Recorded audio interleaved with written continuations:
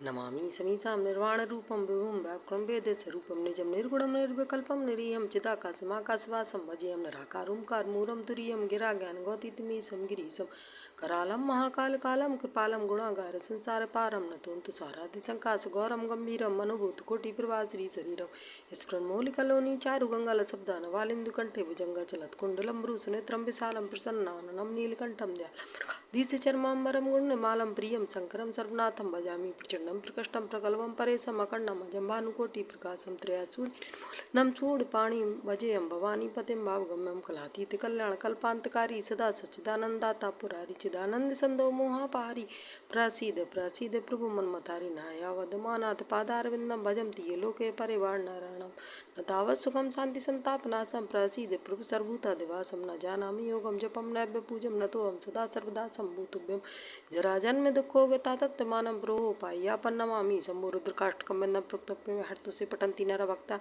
तेषां शम्भु प्रसीदति सदा भवानी दाहिनी गौरी पुत्र गणेश पंचदेव रक्षा करें ब्रह्मा विष्णु महेश। श्री शिवाय नमस्तुभ्यं। हर हर महादेव। अभी तो कितना सुंदर है सावन का महीना, और वो महीना जो भगवान शंकर को सबसे ज्यादा प्रिय है, बहुत प्रिय। कारण मां सती, मां उमा, मां कात्यायनी, मां कुष्मांडा, मां स्कंदा, मां महागौरी, जितनी जितनी माता पूर्व में हुई हैं, जो शिव जी के साथ में ब्याही हैं, शिव को जिन्होंने अपना बना लिया था, उन सभी माताओं ने सावन के महीने में शंकर भगवान को प्राप्त किया था, और शिव जी ने सावन के महीने में ही उनको अपना बना लिया था। और ये बात भगवान शिव ने स्वयं कही। स्वयं भगवान शंकर स्वयं नंदी से ये बात कहते हैं, नंदी मुझे श्रावण अति प्रिय है। नंदी ने पूछा क्यों, तो कहा इस श्रावण के महीने में मेरी अर्धांगिनियां मुझे भजती थी, उनको मैंने स्वीकार किया था, और यही श्रावण के महीने में चराचर जीव, आप देखिएगा गर्मी के समय में छोटे छोटे जो जीव जंतु सब, जितनी गर्मी पड़ती है सब मर जाते हैं। बोलो मरते कि नहीं मरते?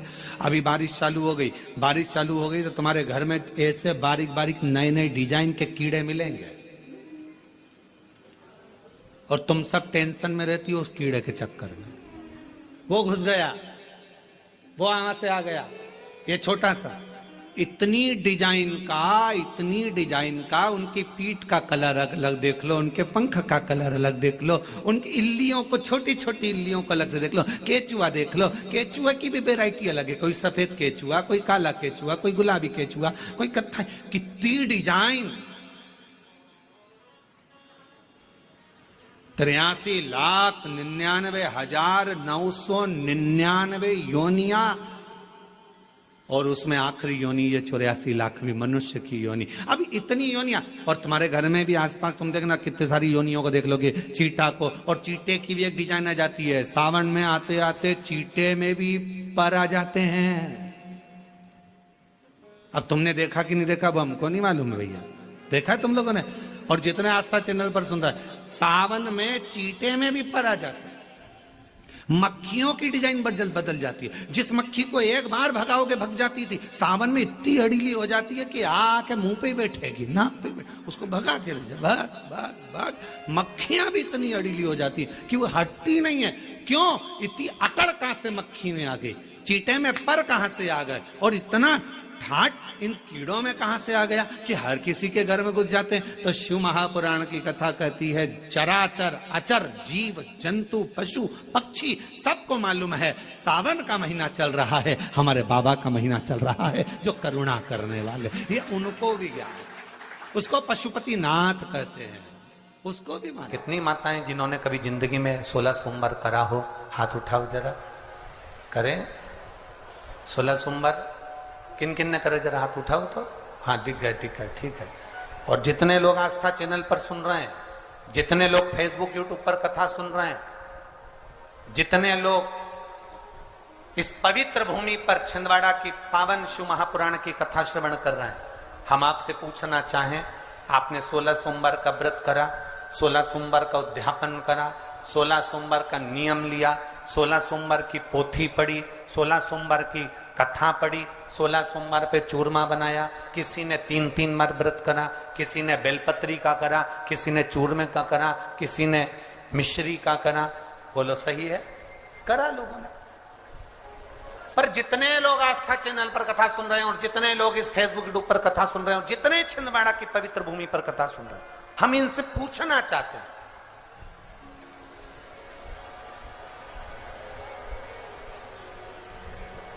5 व्रत नहीं, 6 व्रत नहीं, 7 व्रत नहीं, 11 व्रत नहीं।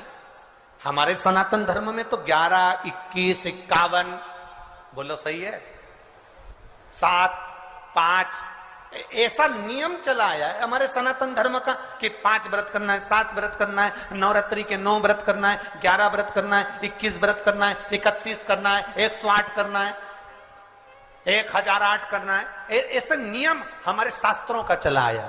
फिर आखिर 5 व्रत नहीं, 7 व्रत नहीं, 6 व्रत नहीं, 4 व्रत नहीं, 3 व्रत नहीं, 16 व्रत का नियम कहां से आया? 16 व्रत ही क्यों?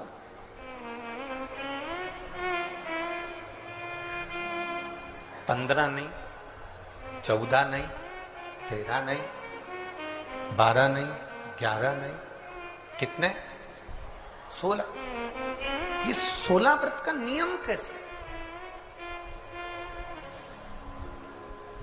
ये कहां से आ गया 16 व्रत का नियम? कोई आपसे पूछ सकता है, आपके घर के बच्चे कह सकते हैं, मम्मी ओ माँ क्या कर रही हो? माँ ने कहा बेटा मैंने 16 सोमवार के व्रत उठाए। 16 सोमवार के व्रत उठाए? हाँ। क्या करती है उसमें? बेटा शाम के समय जब तीसरा पहर होता है, प्रदोष काल होता है, प्रदोष का जो समय होता है, शाम का जो समय होता है, उस शाम के समय पर हम 16 सोमवार का पूजन करते हैं। शिव जी का शिवलिंग का निर्माण करना या शंकर भगवान का शिवलिंग घर में उसकी पूजन अर्चना करना, उसका निर्माण करना और पूजन करके जो भी चीज से हमने सोमवार करे हैं, जो 16 सोमवार के प्रथम सोमवार में चूरमे से करो, चाहे तुम बेलपत्री से करो, चाहे तुम मिश्री से करो, जिससे तुम पहला व्रत करोगे, 16 की 16 व्रत उसी चीज से होंगे, उसी प्रसाद से होंगे। तो बच्चे कहेंगे माँ ये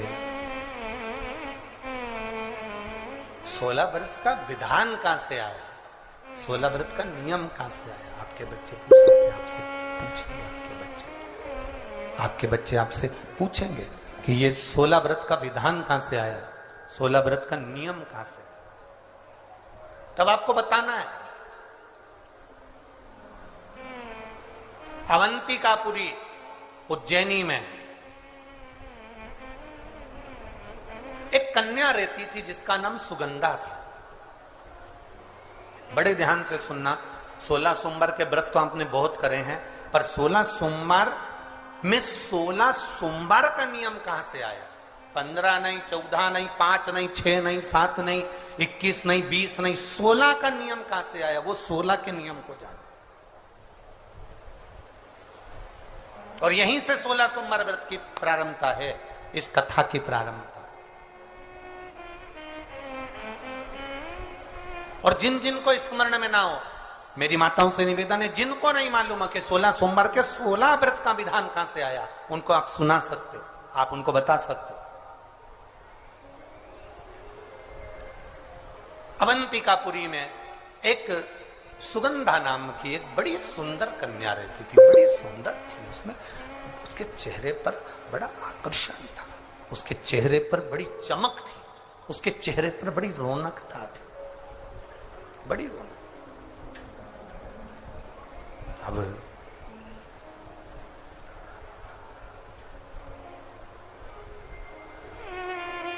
उसकी माता, सुगंधा की जो मां थी,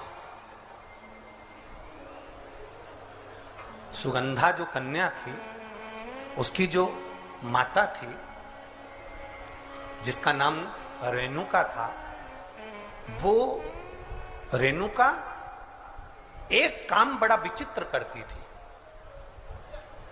किसी भी देवालय में जाती थी, किसी तीर्थ में जाती थी, किसी मंदिर में जाती थी, किसी शिवालय में जाती थी, किसी तीर्थ स्थान पर जाती थी, पुष्प साथ में ले जाए ना ले जाए, प्रसाद साथ में ले जाए ना ले जाए, सोना चांदी दान करने के लिए ले जाए ना ले जाए, पैसा धेला कहीं चढ़ाने ले जाए ना ले जाए, वो एक इत्र की शीशी में रुई को भिंगोकर एक डब्बी में भरकर लेकर जाती थी। और उसका नियम था वो रेणुका का कि वो रुई, वो कपास, वो जो इत्र लगा हुआ जो पदार्थ, जो इत्र लगी हुई जो रुई है, उस रुई को, उस कपास को भगवान के दरवाजे पर, चौखट पर उसको लगा कर आती थी। ये रेणुका का नियम था,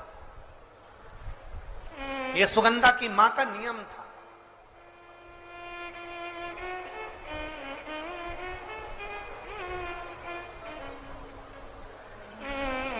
एक नियम हमारी जिंदगी में हम जो लेते हैं, वो नियम हमारे लिए सिद्धता देता है। आप में से कई माताएं ऐसी बैठी होंगी जिन्होंने नियम लिया होगा कि मैं शिव जी के मंदिर में जब भी जाऊंगी, मैं देवादिदेव महादेव के मंदिर में जब भी जाऊंगी, मैं शंकर भगवान के मंदिर में जब भी पहुंचूंगी तो वहां झाड़ू लगा दूंगी, मां पोछा लगा दूंगी। बैठी हैं ऐसी माताएं यहाँ पर जो मंदिर में जाकर कभी झाड़ू पोछा लगा देती हो, हैं? तो आप जाकर शिव के मंदिर में बुआरी लगा रहे हो, झाड़ू लगा रहे हो, पोछा लगा रहे हो, या जो बहुत सारे दिए लोग लगाकर चले जाते हैं, जलाकर चले जाते हैं, दिए ठंडे हो जाते हैं, उन दियों को भरकर एक डलिया में, एक खोखे में, एक जगह पर ले जाकर आप रख देते हो, उसका पुण्य कितना है? शिव महापुराण की कथा करी, कितना पुण्य।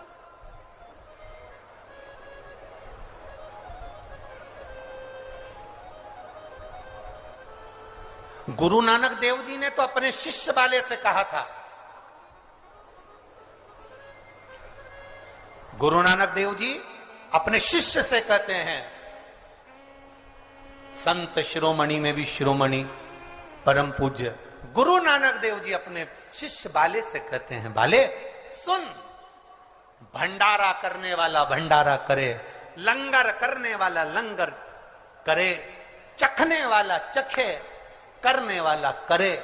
अगर भूलवश भी बाले, अगर कोई भूलवश भी उस लंगर के स्थान पर से मात्र एक गीला कपड़ा कर कर, एक पोछा कर कर, एक बुआरी सवारनी कर कर अगर निकल भी जाता है तो वो अपनी जिंदगी के कई दुखड़ों को समाप्त कर जाता है।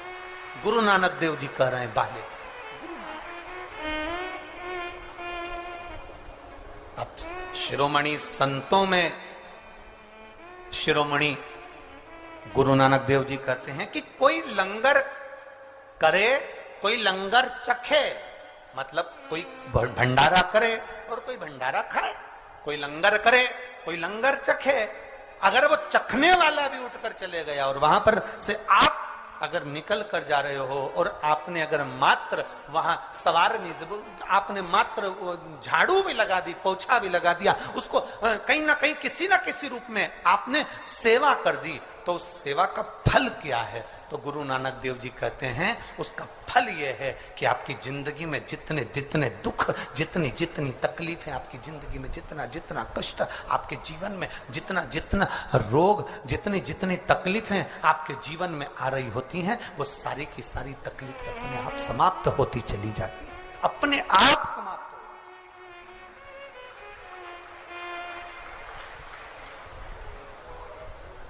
अब रेणुका नियम था, एक इत्र की शीशी में से इत्र निकाल लेती थी, उस इत्र को रेणुका वो भगवान की जो चौखट थी, भगवान का जो द्वार था, भगवान की जो दरवाजा था, भगवान का जो द्वार था, भगवान की जो चौखट थी, उस चौखट पर उसको लगा देते रेणुका। उसका फल क्या मिला? गंदा कह रही है, बाबा आपके नेत्र खुले हैं, आपके नेत्र खुले हैं बाबा, आप मुझे बताएं मैं कौन से महीने से 16 सोमवार के व्रत प्रारंभ करूं, उसका विधान क्या है? क्या विधान? कहा, भगवान वर्णन करे। ऋषियों ने कहा, सुनो सुगंधा,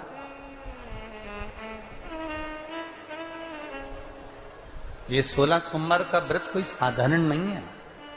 सुगंधा, संतान की प्राप्ति के लिए अगर 16 सोमवार का व्रत उठाया जाता है तो श्रावण के पहले सोमवार से उठाया जाता है। कब से उठाना चाहिए? श्रावण का पहला सोमवार। सुनो सुगंधा, यदि कोई विशेष बीमारी हो गई, बहुत रोग हो गया, तकलीफों में जिंदगी चल रही हो, बहुत कष्टप्रद जीवन चल रहा है, तो बैसाख के महीने के पहले सोमवार से 16 सोमवार का व्रत उठाना चाहिए। और सुनो सुगंधा, उत्तम वर, उत्तम घर, व्यापार, व्यवसाय, नौकरी, पद, प्रतिष्ठा,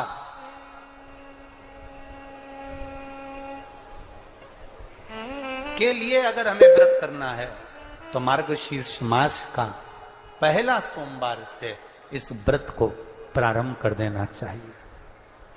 मार्गशीर्ष मास का पहला जो सोमवार हो उसमें इस व्रत को प्रारंभ कर लो।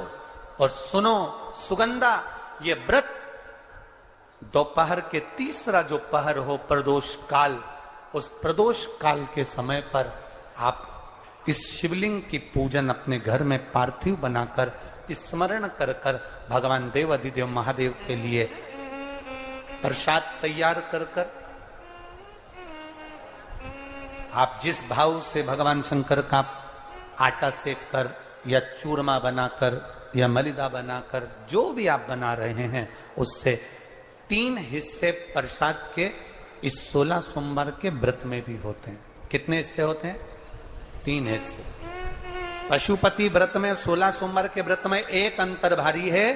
पशुपति व्रत में 2 हिस्से मंदिर में रह जाते हैं, एक हिस्सा अपने साथ आता है और स्वयं को खाना पड़ता है। पर 16 सोमवार के व्रत में यह भाव है, एक हिस्सा भोलेनाथ का रहता है, दूसरा हिस्सा भक्तों के लिए, शिव भक्तों के लिए रहता है, और तीसरा हिस्सा आपके लिए रहता है। यदि पूरा ना पा सकें तो दूसरे को भी आपके हिस्से का प्रसाद दे सकते हैं, प्रदान कर सकते। अब आ जाओ, बड़ा सुंदर प्रसंग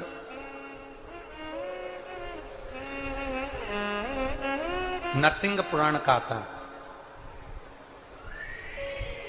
एक बड़ा सुंदर प्रसंग आया। 16 सोमवार के प्रसाद को कई माताएं जब 16 सोमवार का उद्यापन करती हैं, 16 जोड़े आमंत्रित करती हैं और 16 जोड़ों को घर में बुलाकर जब भोजन कराती हैं, तो वो 16 जोड़े जो भोजन करने वाले होते हैं या 16 सोमवार के उद्यापन, हम तो आपसे यहां तक कहेंगे कि 16 सोमवार का उद्यापन अगर किसी के यहाँ मोहल्ले में, कॉलोनी में, घर में किसी के यहाँ हो रहा हो तो उसके यहाँ आप भोजन भंडारा खाने के लिए जाओ चाहे मत जाओ, पर 16 सोमवार का अगर प्रसाद का उद्यापन का अगर प्रसाद मिल जाए तो दोनों हथेलियां फैलाकर श्री शिवाय नमस्तुभ्यम कहकर, ओम नमः शिवाय बोलकर, नमः शिवाय बोलकर अपनी कामना कर कर, किसी के अगर उद्यापन हुआ हो, दोनों हथेलियां फैलाकर उससे थोड़ा सा प्रसाद मांगकर उसी के दरवाजे पर खाकर आ जाइए, आपकी जिंदगी को सुख का अनुभव हो जाए। तो कोई पूछे ये कथा कहां से ली, तो आप बता देना नरसिंह पुराण में यह वर्णन आता है। कौन से पुराण में है? नरसिंह पुराण में वर्णन आया कि एक बहुरोमा नाम का एक दैत्य था, एक असुर बहुरोमा।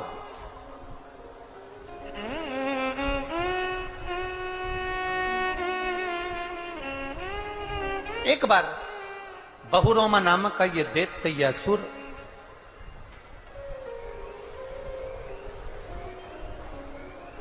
मार्ग से निकल कर जा रहा था और किसी एक ऋषिवर ने, एक गुरु ने, एक संत ने उस बहुरोमा दैत्य को देखा। नरसिंह पुराण का चरित्र।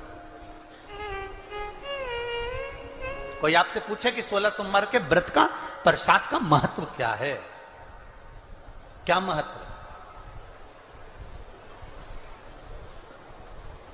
बहुत ध्यान देना, यहां पे माताएं पशुपति व्रत करती हैं। पशुपति व्रत अगर आप लोग करते हैं तो उसके 2 हिस्से मंदिर में छूटते हैं प्रसाद के। बोलो री जी जी सही है। मंदिर में आप जो प्रसाद के 2 हिस्से छोड़कर आती हो, बहुत सारी माताएं व्रत करती है और वहां प्रसाद के हिस्से रखे रहते हैं।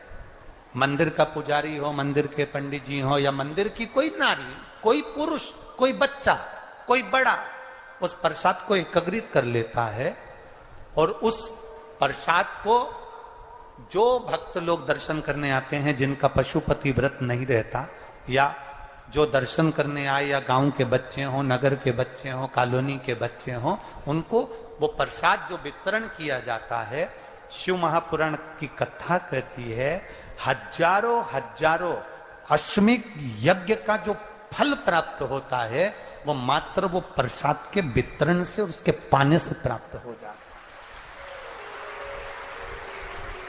आप लोगों में से कोई माता ने करा कभी ऐसा? अगर कोई प्रसाद चढ़ाकर गया पशुपतिनाथ व्रत का, 2 हिस्सा छोड़कर गया, और बहुत सारी माताओं ने छोड़ दिया और वो सब चली गई, उसके बाद वो प्रसाद रखा रहता है, तो उसको एक तसले में, एक पात्र में एकत्रित करना चाहिए और उसको बांटना। हजारों अश्वमेध यज्ञ के फल के बराबर वो पुण्यता पशुपतिनाथ के व्रत को वितरण करने की, उसको पाने की।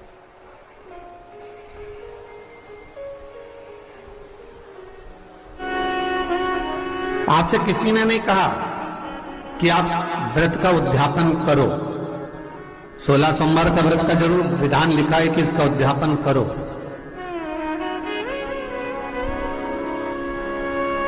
पर शास्त्र कहता है कि उद्यापन करो मना नहीं है, पर भगवान का किसी भी व्रत का, चतुर्थी हो, तीज हो, छठ हो, पंचमी हो, 14 हो, पूर्णिमा हो, जो भी आप व्रत कर रहे हो, उसका यदि उद्यापन कर रहे हो तो उस उद्यापन को पूर्ण रीति से, दिल से, मन से, प्रसन्न भाव से करना। तब जाकर कोई व्रत आपने जो करा है वो सिद्ध हो पाता है महाराज, तब उसकी सिद्धता पाई जाती है, तब उसका वर हमें प्राप्त होता है। श्री शिवाय नमस्तो। महाराज दुनिया के लोग नहीं समझते कि शंकर पर जल चढ़ाने का क्या लाभ है। शिव महापुराण कहती है, अगर एक दिन, शिव महापुराण की कथा कहती है, मंगलवार को अगर शिव जी के मंदिर में, शंकर के मंदिर में जाकर 1 लोटा पानी चढ़ाया जाता है तो हमारे कार्य में उन्नति होती है। कोई व्यापार नहीं चलता हो, दिक्कत आ रही हो, तो हनुमान जी के दूसरे नंबर का भाई गतिमान का स्मरण करो। हनुमान जी के उल्टे पांव का सिंदूर लाकर गतिमान का नाम लेकर स्वस्तिक बना दिया जाए व्यापार वाली जगह पर, तो व्यापार अच्छा चलने लगता है महाराज। कोई व्यक्ति पैसा खा गया, नहीं दे रहा, बहुत परेशान हो गए, मांग मांग कर दे गए, नहीं दे रहा, हाथ जोड़ लिए, पांव जोड़ लिए, सब कुछ कर लिया, नहीं दे रहा, तो हनुमान जी के तीसरे नंबर का भाई रतिमान, रतिमान, गतिमान रतिमान, रतिमान का नाम लीजिए। पीपल के पत्ते पर लाल सिंदूर से जो व्यक्ति पैसा लेकर गया उसका नाम लेकर बहते हुए पानी में अपनी कामना कर रतिमान का नाम लेकर छोड़ दीजिए। 15 दिन में रतिमान ऐसी उतावली मचाता है कि उसको हाथ जोड़कर वो खुद फोन लगाकर बोलता, भैया तेरा मैं पैसा लौटा दूंगा। रतिमान का स्मरण किया जाता है। रतिमान, ध्यान दीजिएगा, हनुमान का एक स्मरण, पंचमुखी हनुमान का एक भाव।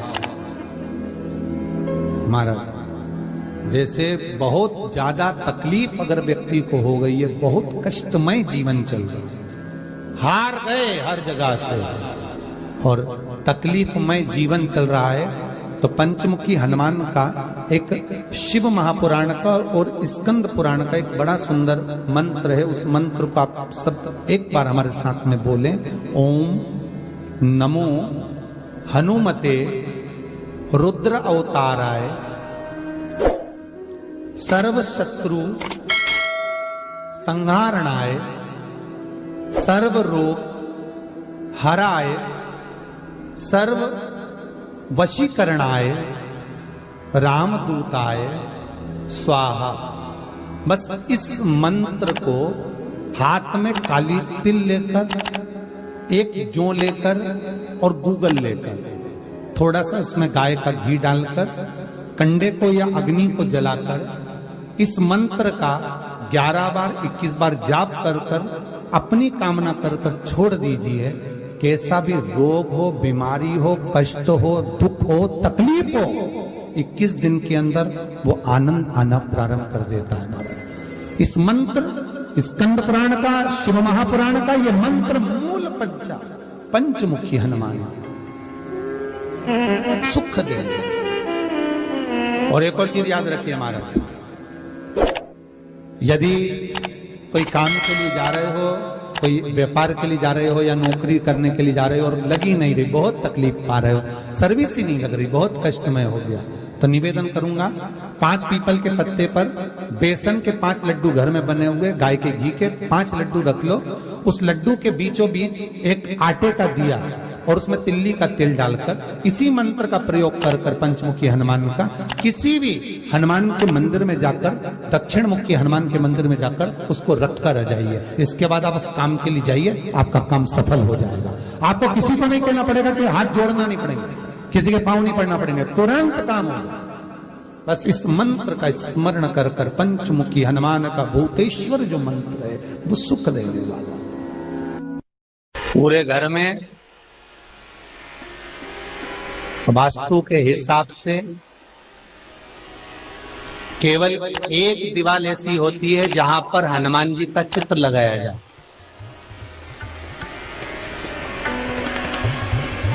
चाहे तुम पर्वत उठाने वाला चित्र लगाओ हनुमान जी का, चाहे बैठे हुए लगाओ, चाहे रामायण पढ़ने वाला लगाओ, चाहे लंका दहन करने वाला लगाओ, चाहे राम नाम जपने वाला लगाओ, चाहे लक्ष्मण को संजीवनी देने वाला लगाओ, चाहे मौन मुद्रा में लगा दो, चाहे स्तुति में लगा दो, चाहे भजन में लगा दो। हनुमान जी का कोई भी चित्र लगता है तो ना पूरब में लगेगा, ना पश्चिम में लगेगा, ना दक्षिण में लगेगा। हनुमान जी का अगर चित्र लगता है तो उत्तर की दीवार में दक्षिण को देखते हुए लगता है, केवल एक ही स्थान।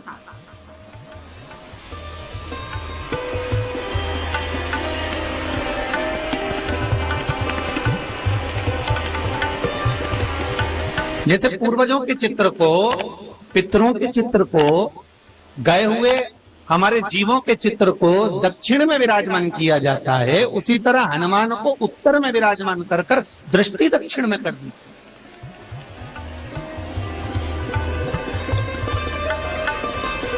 घर में हनुमान जी के जितने फोटो होते हैं उसको केवल दक्षिण दिशा में लगा, उत्तर दिशा में लगा बिठाते थे, और दक्षिण की ओर उनकी दृष्टि होना चाहिए, दक्षिण की ओर उनका मुख होना चाहिए। क्यों महाराज? अगर व्यक्ति के जीवन में कोई बीमारी आने वाली है, व्यक्ति के जीवन में कोई रोग आने वाला है, व्यक्ति के जीवन में अगर कोई कष्ट आने वाला है, व्यक्ति के जीवन में अगर कोई परेशानी आने वाली है, व्यक्ति के जीवन में कोई एक्सीडेंट का योग भी बनने वाला है, तो शास्त्र कहता है वो दिशा दक्षिण से ही बनता है।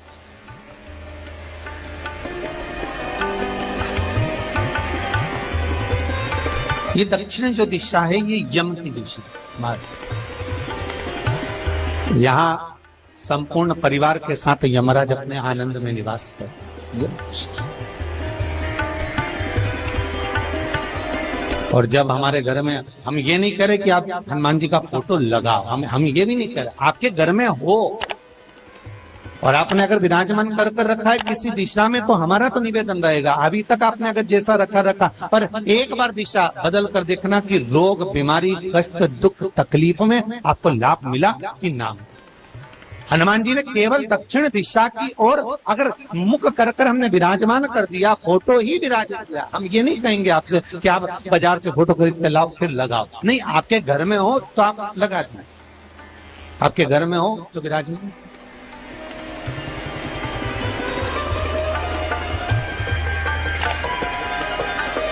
अच्छा, कितनी विपरीतता है वो भी आप जरा जानिएगा महाराज, कि शंकर भगवान के ऊपर जो जल चढ़ाया जाता है उसकी जलाधारी उत्तर में जाती है महाराज।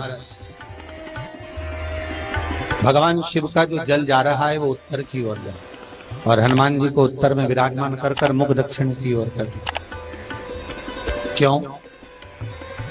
प्रबल दिशाओं में उत्तर और दक्षिण, महाराज ये जो दो दिशाएं, इनको साधने के लिए कोई देवता आगे नहीं। अगर इन दिशाओं को कोई साधने वाला है तो केवल एक देवाधिदेव महादेव ही हो सकता। काल का हरण करने वाला वो महान काल ही हो सकता। शंकर का ही एक अवतार है हनुमान जी महाराज, रुद्र अवतार महाराज। हनुमान जी से कहा तुम दक्षिण की ओर दिशा पर संभालिए। शिव जी कहते हैं मेरा जल जब उत्तर की ओर जाएगा तो इस दिशा को मैं संभाल, चिंता ना करिए। जो स्मरण करने वाला होता है, भजन करने वाला होता है, कीर्तन करने वाला होता है, नाम जाप करने वाला होता है, उसका भी शास्त्र विधान करता है, उसका भी व्याख्यान वर्णन करता है कि जैसे एक दिशा के रूप में हनुमान जी महाराज को विराजमान कर कर दक्षिण की दिशा पर हम विजय, अर्थात रोग पर, बीमारी पर, कष्ट पर, तकलीफ पर हम विजय प्राप्त कर सकते। ऐसा नहीं कि ऐसा कोई रोग नहीं जिसकी दवा नहीं है, पर जब तक भगवान की कृपा नहीं होगी तब तक कोई औषधि मिल सकती नहीं, कुछ प्राप्त नहीं हो सकता। जब भगवान करुणा करते हैं तो आप रूप कुछ ना कुछ सुख की अनुभूति हो जाती है, अपने आप सुख का भान हो जाता है। तो जैसे दक्षिण का जो स्वामी तत्व है, दक्षिण पर जो दृष्टि देने वाला श्री हनुमान जी महाराज है, इसलिए हनुमान जी को उत्तर की दीवार पर विराजमान कर कर उनका मुख दक्षिण की ओर रखा जाता है। वास्तु शास्त्र के हिसाब से, वास्तु नियमों के हिसाब से सारे फोटो कहीं पर भी लगा सकते हो, पर हनुमान जी का अगर फोटो तुम्हारे घर में है, हनुमान जी अगर तुम्हारे घर में विराजमान है, हनुमान जी का चित्र तुम्हारे घर में विराजमान है, तो उसका मुख दक्षिण का होगा तो रोग, बीमारी, तकलीफ, कष्ट ये सब दूर हटते। कई लोग प्रश्न करते हैं, गुरुजी आप कहते हो कि हनुमान जी महाराज शंकर भगवान का एक अंश स्वरूप है, एक अंश। पूरी शिव महापुराण की कथा को उठाकर देखिए, स्कंद पुराण को, मत्स्य पुराण को, कूर्म पुराण को उठाकर देखिए। एक बाणासुर का चरित्र और एक श्री हनुमान जी महाराज का चरित्र बहुत सुंदर। शिव का एक अंश माता अंजना के तप साधना से शिव की प्रागट्यता और शंकर भगवान की प्रागट्यता से शंकर का स्वरूप प्रकट हुआ। इसीलिए तो कहते हैं शंकर सुमन केसरी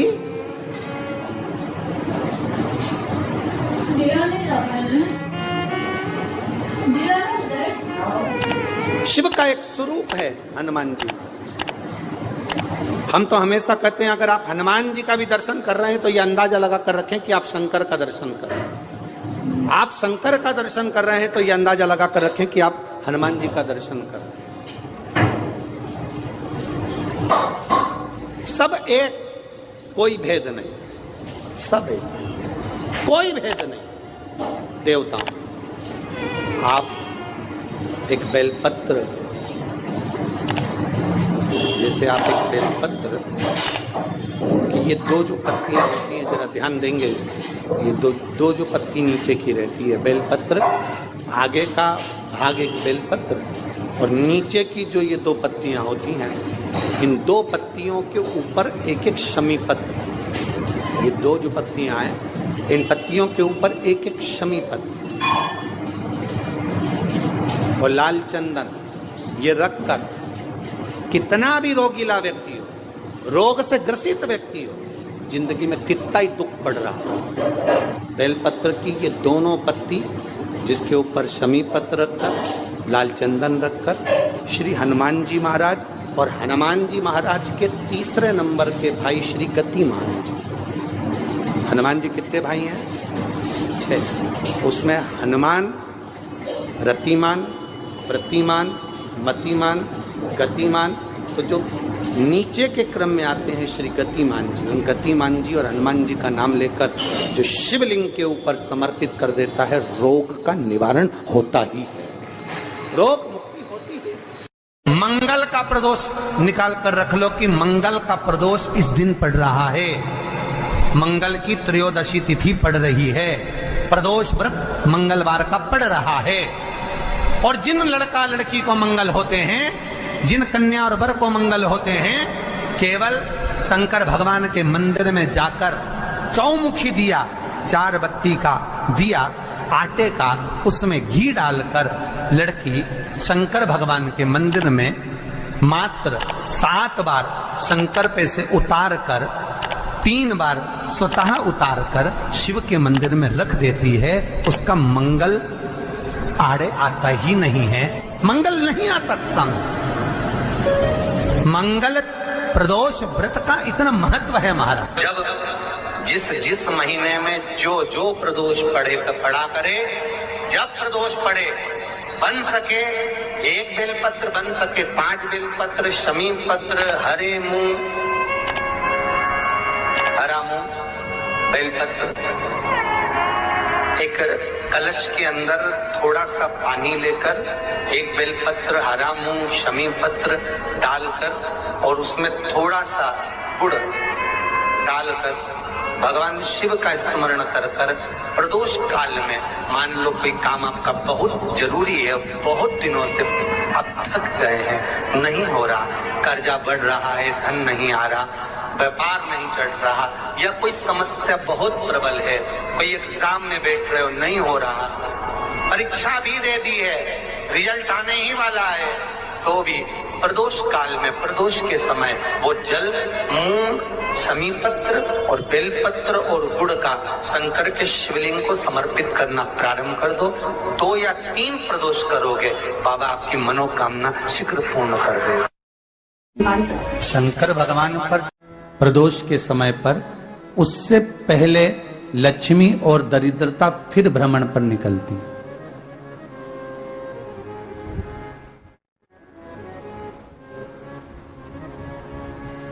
शिव भ्रमण कर कर जब वापिस आ जाते हैं, हिंदू धर्म में पीपल के वृक्ष की जो गणना वराह पुराण में करी गई है, 4 बजे से 7 बजे तक शिव के भ्रमण का समय बताया है शाम को। तो 7 बजे से लेकर फिर रात्रि 9 बजे तक लक्ष्मी और दरिद्रता फिर भ्रमण पर जाती। इनका एक समय निश्चित है महाराज। भ्रमण कर कर आ जाना। अब इस बीच में जब लक्ष्मी और दरिद्रता दोनों निकल कर जा रही हैं, तो दोनों एक भाव रख कर जाती हैं कि आज हमको कहां प्रवेश करना।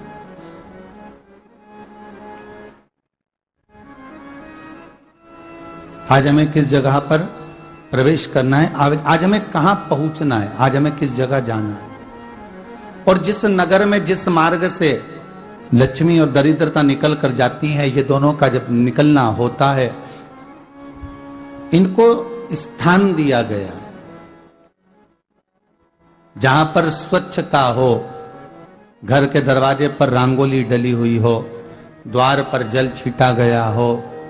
महाराज, उस द्वार पर लक्ष्मी प्रवेश करती है तो दरिद्रता भी जाने लगती है अंदर। जब दरिद्रता अंदर जाने लगती है तो लक्ष्मी उसको रोक देती है, पहले मैं देखकर आती हूं कि तेरे लिए स्थान है कि नहीं है, तू यहां रुक।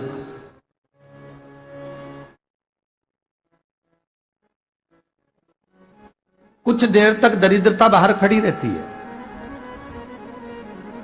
और लक्ष्मी जी की बड़ी बहन जब दरिद्रता बार बार अंदर जाने का प्रयास करती है तो लक्ष्मी जी कहती हैं, जीजी तू इतनी बड़ी होकर तुझे मालूम है, तू तेरा सम्मान होना चाहिए, आदर होना चाहिए, और तू अंदर चली जा और कोई तेरा सम्मान ना करे तो कितना बुरा लगेगा, इसलिए तू बाहर खड़ी रहे। मैं अभी आई। अंदर जाती है और जब लक्ष्मी जी भ्रमण कर लेती हैं, अंदर प्रवेश कर कर आती हैं, और प्रवेश कर कर आती हैं तो दरिद्रता पूछती है चले अंदर। तो लक्ष्मी जी कहती हैं, तुझे मालूम नहीं है क्या जीजी कि जिस घर में मैं प्रवेश कर जाती हूं उस घर में फिर दरिद्रता नहीं जा सकती, क्योंकि ये तेरा वचन था, ये तेरा वचन था। अपन दोनों का जब मंगल विवाह हुआ था, मेरा विवाह जब नारायण के साथ में हुआ और तुम्हारा विवाह जब दुस्साह मुनि के साथ हुआ, दरिद्रता का विवाह दुस्साह मुनि के साथ हुआ। जब अपना दोनों का विवाह हुआ था तो अपन दोनों ने एक वादा करा था कि जिस घर में लक्ष्मी प्रवेश कर जाएगी उस दिन फिर दरिद्रता नहीं जाएगी, और जिस घर में दरिद्रता प्रवेश कर जाएगी उस घर में फिर लक्ष्मी नहीं जाएगी। अब जब मैं अंदर देख कर आ गई हूं तो तू अंदर नहीं जा सकती, अर्थात लक्ष्मी के चरण जिस घर में पड़ गए उस घर में फिर दरिद्रता प्रवेश नहीं कर रही। चलते चलते फिर दरिद्रता ने देखा और लक्ष्मी जी इसको लेकर गई, और लक्ष्मी जी ने देखा कि इसके दरवाजे पर जल नहीं छीटा गया, इसके दरवाजे पर ना रंगोली डली है, इसका द्वार साफ नहीं हुआ है, इसके द्वार पर दीप नहीं है, इसके द्वार पर कलश नहीं है, इसके दरवाजे पर ढेर सारा कचरा पड़ा हुआ है, कोई स्वान कोई कुत्ता गंदगी भी कर कर चला गया है, कहीं बिल्ली ने गंदगी कर रखी है, कहीं जीवों ने कुछ गंदा गिरा रखा है। तो फिर लक्ष्मी जी कहती है जी जी अब मैं होकर आ गई थी ना, अब तू जा, तू होकर आ, और दरिद्रता प्रवेश करती है। तो अंदर जाकर क्या देखती है दरिद्रता कि इतनी सवेरे से मैं घूमने इनके दरवाजे पर आई और ये तो सब चादर तान के चकाचक गुर्राटा भर भर कर सो रहे हैं। तो दरिद्रता कह देती है तुम्हारा भाग्य ही बेकार है, तो मैं क्या करूं, तुम ऐसे ही सोते रहो। और दरिद्रता गुस्से में बाहर निकल कर आती है, लक्ष्मी से कहती है लक्ष्मी तू इसके घर में जाना ही मत ही। तो दरिद्रता को कहती है जी तेरी बात नहीं मानूंगी क्या मैं? लक्ष्मी जी बोली मैं तेरी बात नहीं मानूंगी, बिल्कुल नहीं जाऊंगी इसके घर में, तू चिंता मत कर, चल आगे चले। फिर आगे बढ़े। ये लक्ष्मी और दरिद्रता का प्रवेश है। आपके घर का द्वार, आपके घर का दरवाजा। फिर निवेदन करूंगा एक बहुत सुंदर बात, हमें महाराष्ट्र से सीखना चाहिए, हमें साउथ से सीखना चाहिए, दक्षिण से। जिस समय पर भक्ति देवी यमुना जी के घाट पर रो रही थी अपने पुत्र ज्ञान और वैराग्य को गोदी में लेकर, समय देवऋषि नारद ने एक प्रश्न किया था कि तुम कहां पर पोषित हुई हो, तुम्हें ऊर्जा कहां से प्राप्त हुई? तो कहा मैं गुजरात से तो चली हूं। और वहां से चलती चलती भक्ति देवी कहती है मैं बहुत दुखी होकर, बूढ़ी होकर, द्रवित होकर, बड़ी दुख में वहां से चलते चलते जब मैं महाराष्ट्र में पहुंची तो मैंने वहां जाकर देखा कि वहां पर लोग हर पल हर घड़ी ब्रह्म मुहूर्त में उठकर स्मरण करते हैं, नाम जाप करते हैं और दरवाजे पर जल छीट कर रंगोली डालते हैं। तो कह रही है कि वहां पर मैं थोड़ी अवस्थावान होने लगी, वहां मुझे अच्छा लगने लगा। फिर जब मैं और आगे पढ़ी, दक्षिण में जब पहुंची, वहां पर जाकर मैंने देखा कि सुबह से उठकर मंगलाचरण, मंगला स्तोत्र और वेदों की ध्वनि होने लगी। वहां पर मैं और आनंदित हो गई।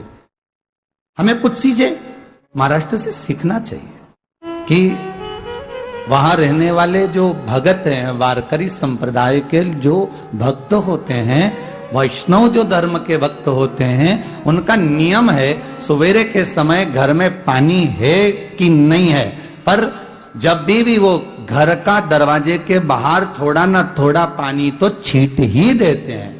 और छींटने के बाद फिर वहां पर अपने यहाँ तो दिवाली पे रंगोली बनती है जी, और वहां पर रोज की रंगोली बन जाती है कि कभी हो सकता है परमात्मा राह भूल कर हमारे घर में प्रवेश कर जाए, इसलिए वहां प्रतिदिन की रंगोली,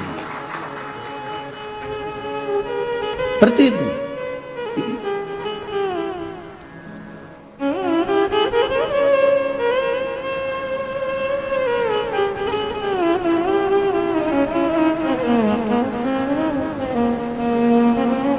हमें सीखना चाहिए थोड़ा सा।